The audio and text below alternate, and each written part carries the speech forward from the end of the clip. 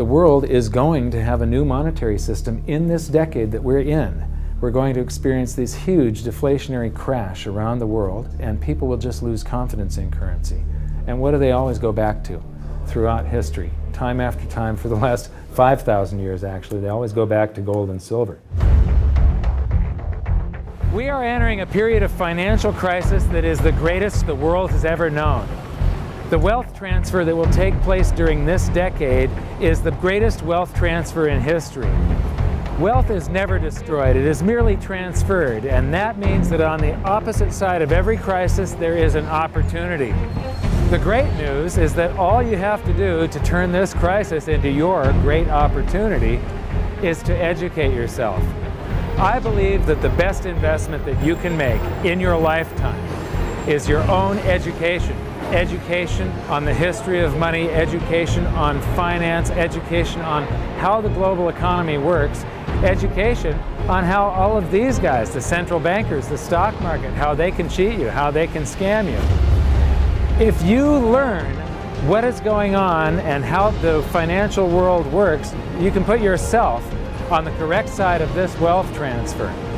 Winston Churchill once said that the further you look into the past, the further that you can see into the future. This program is all about creating your own crystal ball, being able to gaze into the future, being able to change this crisis, the greatest crisis in the history of mankind, into your great opportunity.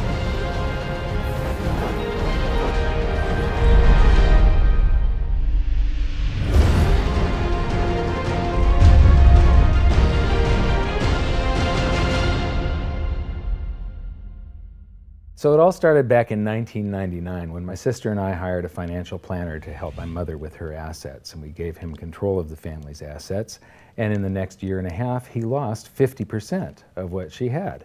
You know, he would come to us every 6 months, we'd have a meeting, and he'd have this smile on his face, just ear-to-ear smile, going, "We did really well. The S&P lost 24% and you only lost 18." And so I fired him and I moved all of her assets to cash, and I dove into studying the financial markets, which led me into studying the economy. And when you start reading about the global economy, the people that are concerned with trade deficits and budget deficits, it's the hard money advocates, the gold community. And once I started reading them, they also write about monetary history, and then I really fell in love. Because monetary history just repeats and repeats over and over again, echoing all the way back to the beginnings of civilization.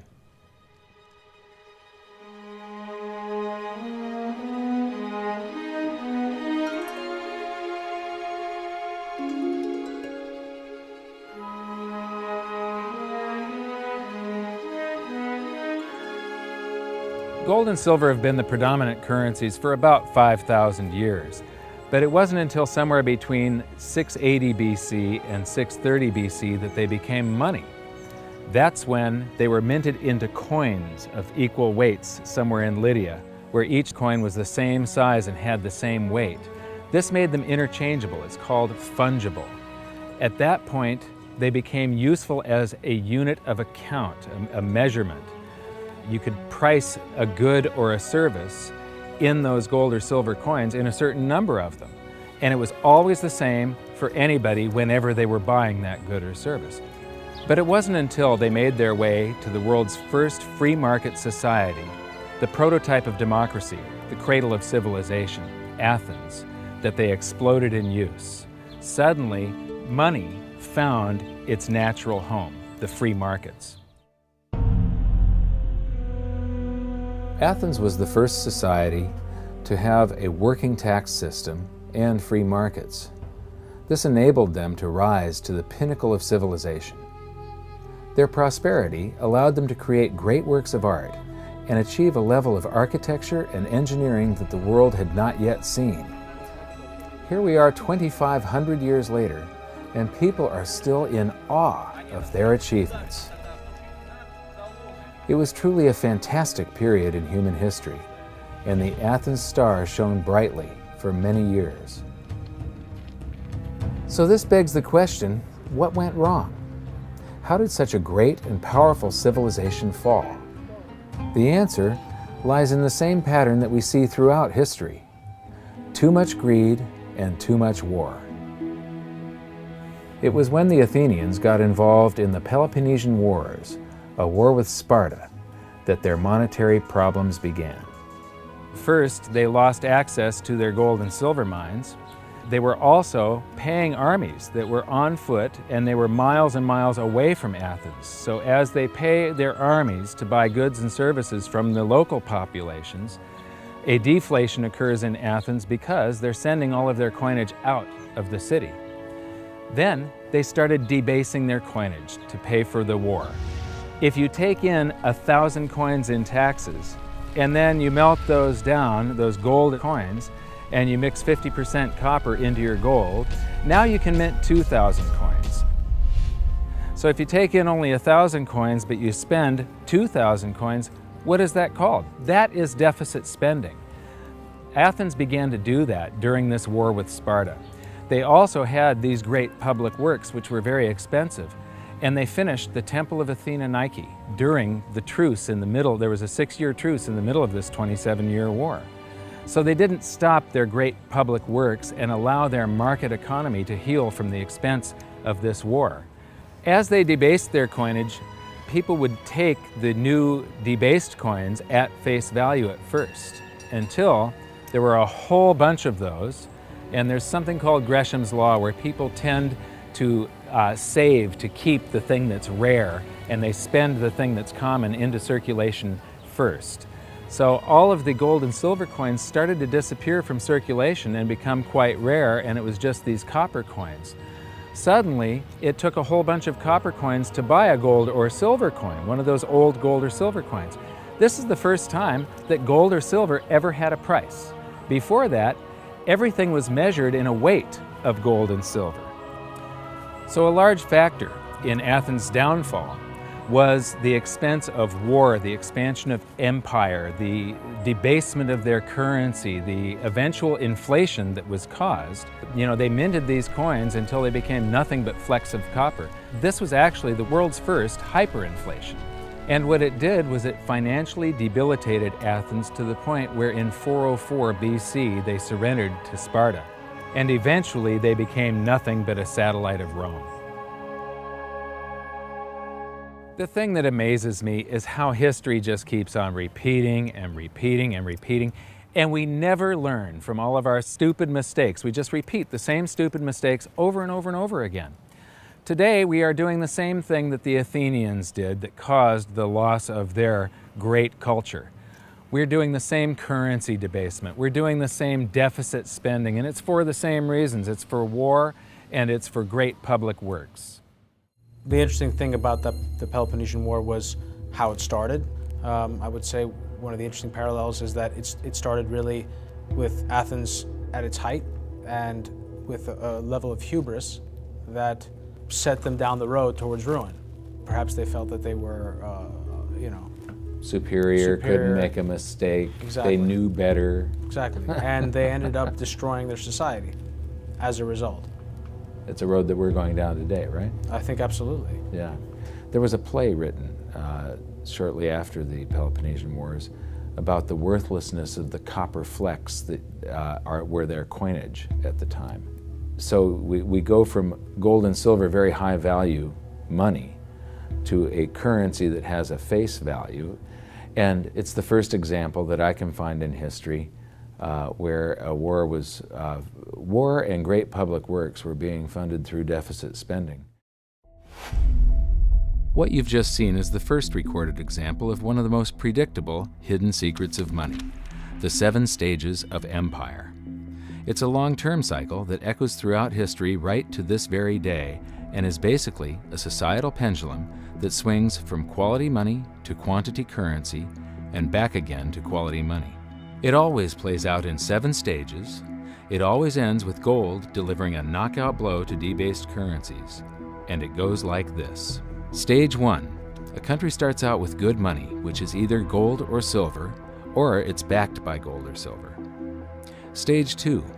As it develops economically and socially, it begins to take on more and more economic burdens, adding layer upon layer of public works. Stage 3. As its economic affluence grows, so does its political influence, and it increases expenditures to fund a massive military. Stage 4. Eventually, it puts its military to use, and expenditures explode. Stage 5. To fund the war, it steals the wealth of its people by debasing their coinage with base metals, or by replacing their money with currency that can be created in unlimited quantities. Stage 6. The loss in purchasing power of the expanded currency supply is sensed by the population and the financial markets, triggering a loss of faith in the currency. Stage 7. A mass movement out of currency into precious metals and other tangible assets takes place. The currency collapses, and gold and silver rise in price as they account for the huge quantity of currency that was created. This process transfers massive wealth to those who had the foresight to position themselves beforehand in real money, gold and silver. You know, our monetary system basically steals from the poor and middle class and transfers the wealth to the banks. We see this throughout history, and it's just repeating over and over again. What's happening in Greece right now is basically the same thing that was happening back in 407 BC. The deficit spending to fund all of these public works and the debasement of their currency supply caused them to become nothing but a satellite of Rome. Today, they're becoming nothing but a satellite of the banks. Well, the idea of Gresham's law is simply that people are going to hold on to what's value and spend what isn't valuable. Way back in my youth, I was 11 years old when we went from a silver-based monetary system to a purely fiat system. People saw that silver was money, they got used to it, they didn't really think about it. And in 1965, under President Johnson, he basically said, well, silver's too valuable to be money. We're going to just start putting out these substitutes, which were what we call cupro-nickel coins. They were nickel, they were copper plated with nickel at the time. And of course, the metal value was far less. And I understood that as a kid, and yet very few adults really seemed to get the idea of what was really going on. There were a few, and it only takes a few. And of course, Gresham's law took effect, so the currency came out of circulation rapidly. It's very interesting to me, you know, knowing monetary history fairly well, is they're always, you know, put out in silver-looking or gold-looking form. I mean, in most cases, you'll have, in fact, they look rather interesting. I mean, some of them are like silver on the inside and gold on the outside. With the look, they have no value at all, really, other than melt value of pot metal. To me, it's sort of at a subconscious level. Why are they making them gold-colored? Why are they making them silver-colored? I think there's an inherent knowledge in the human species that knows that gold and silver have value. So if they look in their pocket and they see something gold-colored or silver-colored, it gives them kind of a warm, fuzzy feeling. And it's like, oh yeah, you know, but there's no value in these coins, really.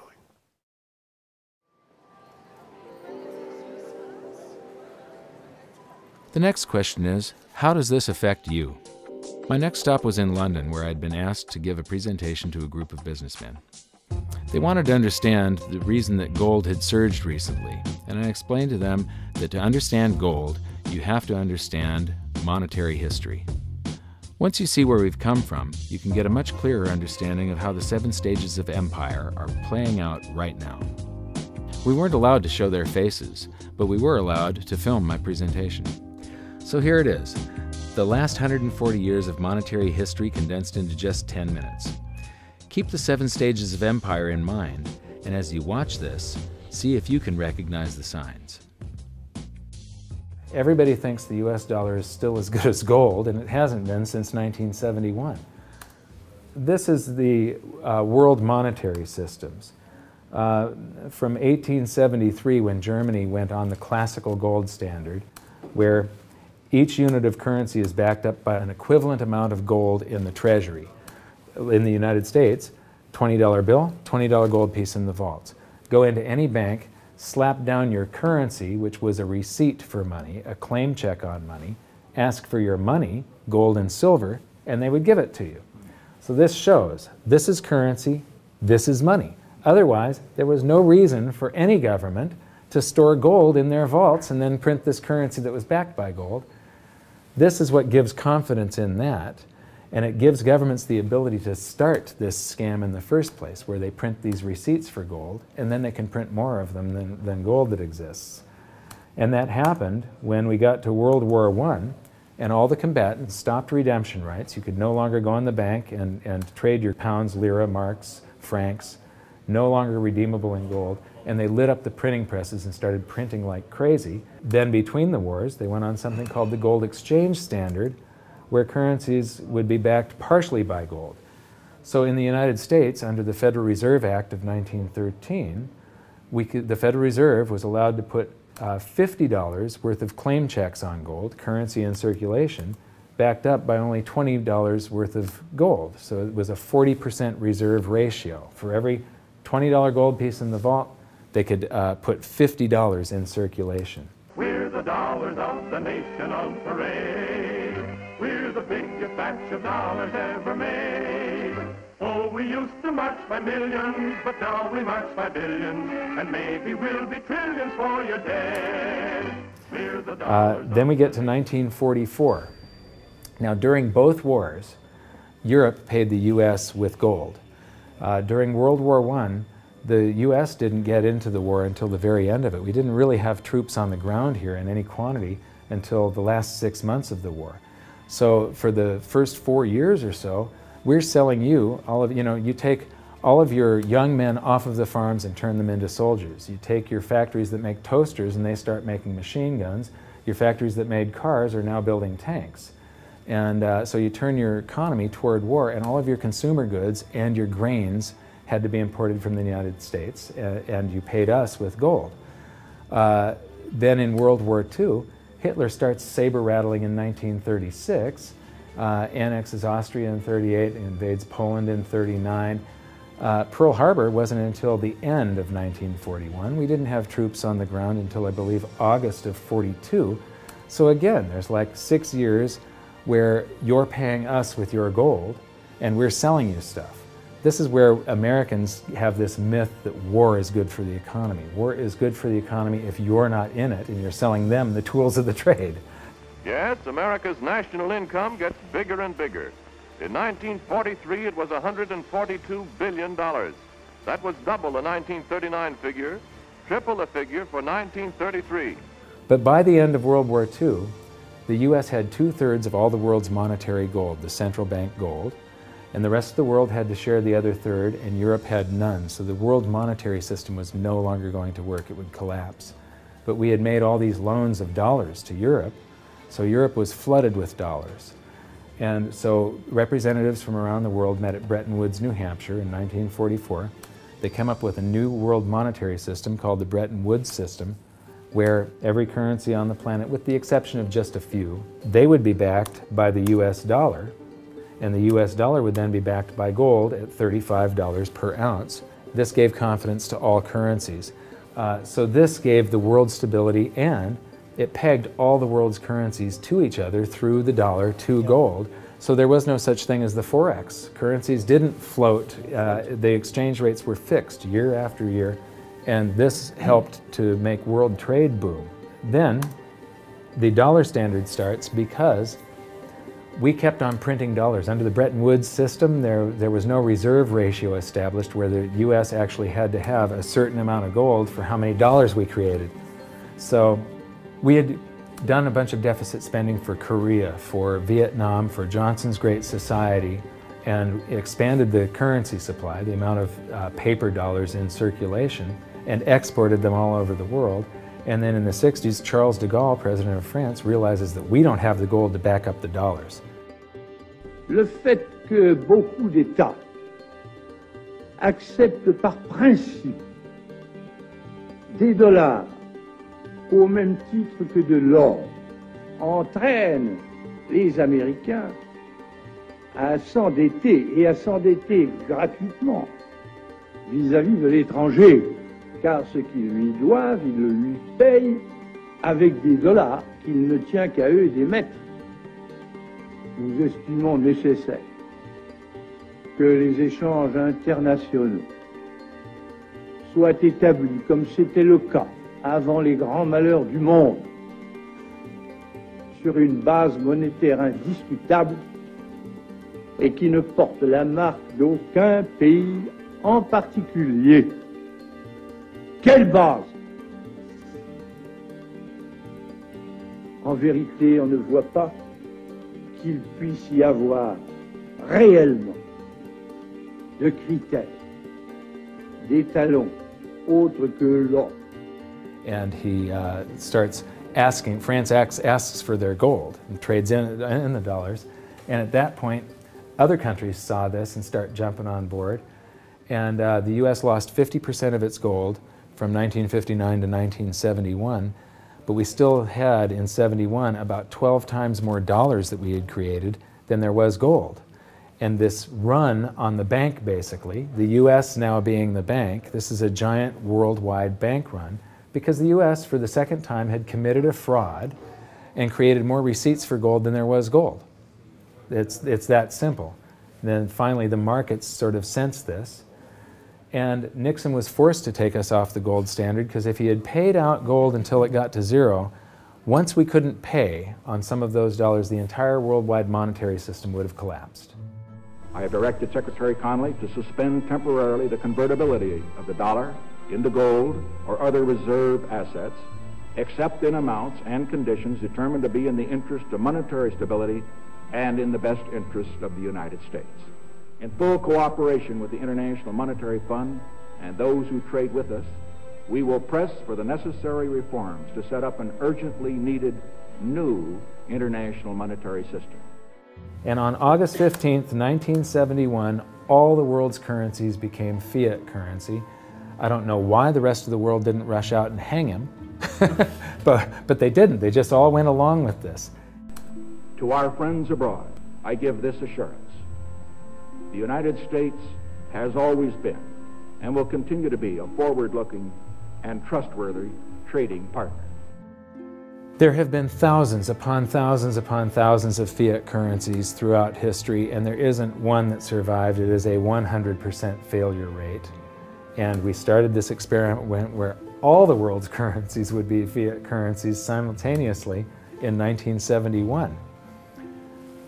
But what we have here, 30 to 40 years, different monetary system, 30 years, 28 years, 39 years plus, what's next? The world is going to have a new monetary system in this decade that we're in. We're going to experience this huge deflationary crash around the world. The world will probably end up on some sort of new monetary system, probably after governments try and print their way out of this and cause hyperinflations of all the currencies, and people will just lose confidence in currency. And what do they always go back to throughout history? Time after time, for the last 5,000 years actually, they always go back to gold and silver. In a world of floating currencies, and that's what all national currencies are today, they bob up and down relative to each other, but they're all sinking relative to gold.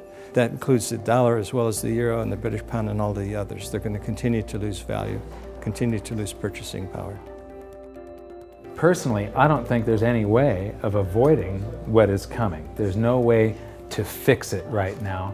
There's only a way to either let it wipe you out or to benefit from it. And I want to make sure that it's not just a few of the big investors in the world that are ending up with all the cookies. I want to make sure that there's as many small investors as possible that are benefiting from it, because that's what makes society run. Middle class, small investor.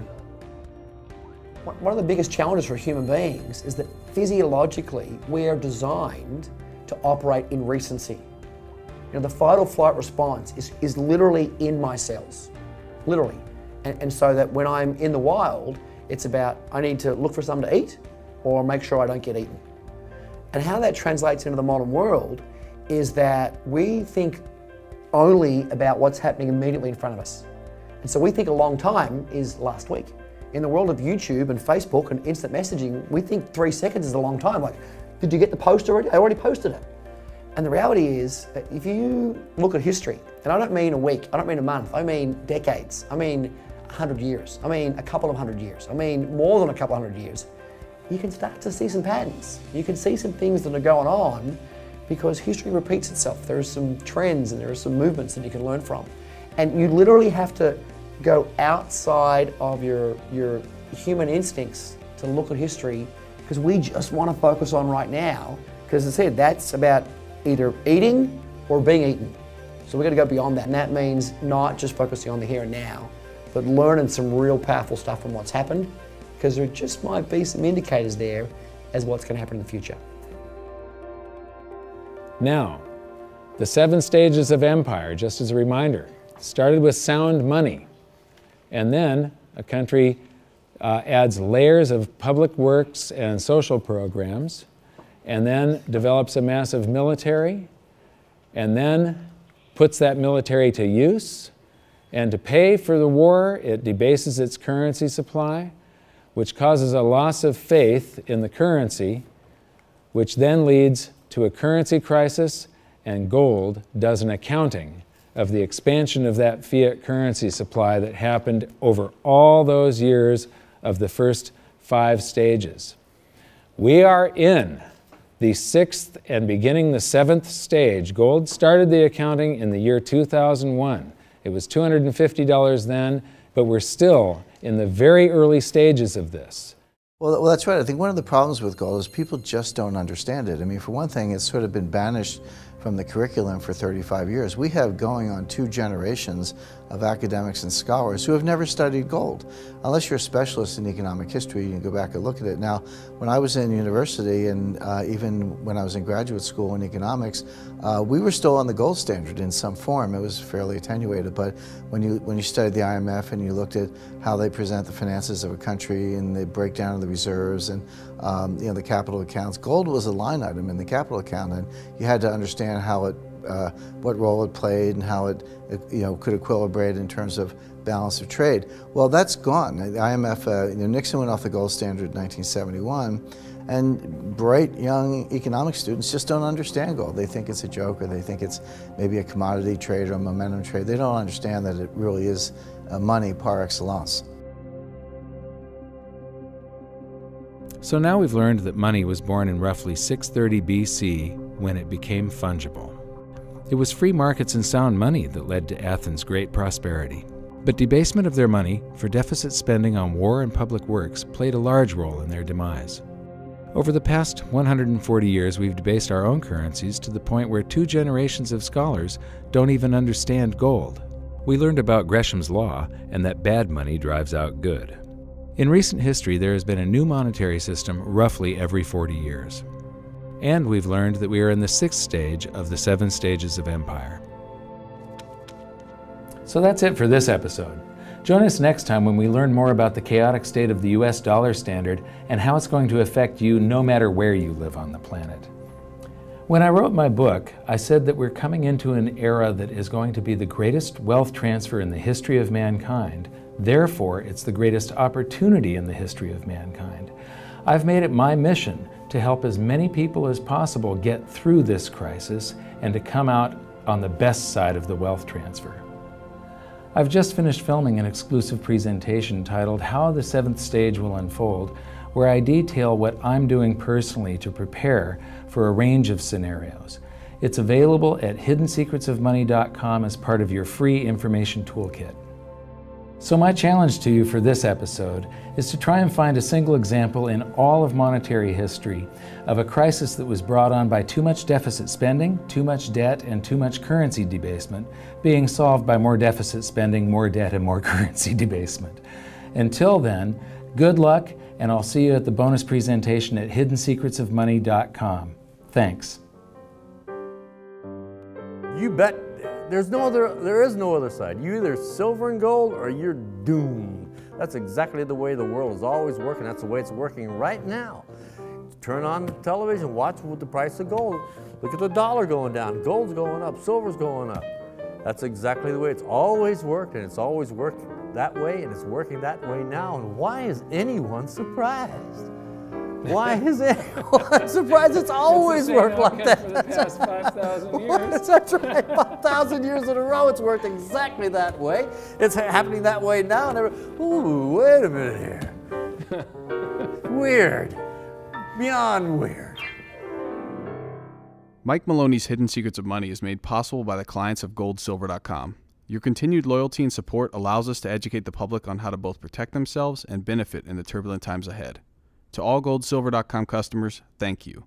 Hidden Secrets of Money would not be possible without you.